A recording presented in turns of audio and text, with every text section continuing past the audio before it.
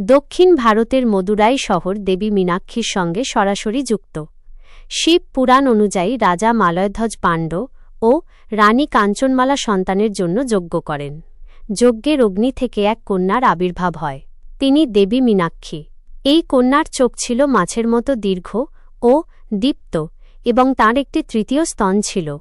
ঋষিরা ভবিষ্যদ্বাণী করেন যে পুরুষকে দেখামাত্র এই লক্ষণ লুপ্ত হবে, তিনিই হবেন তার স্বামী। মীনাক্ষী বড় হয়ে শক্তিশালী শাসক হন এবং বহু রাজ্য জয় করেন। শেষে তিনি কৈলাস অভিমুখে অগ্রসর হন।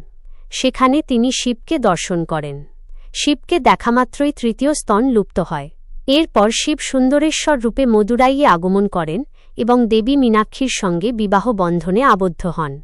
এই বিবাহ থেকেই মদুরাই শক্তি ও শিবের যুগল উপাসনার প্রধান কেন্দ্র হিসেবে প্রতিষ্ঠিত হয়। ভিডিওটি ভালো লাগলে লাইক, কমেন্ট করবেন এবং সাবস্ক্রাইব করে পাশে থাকবেন।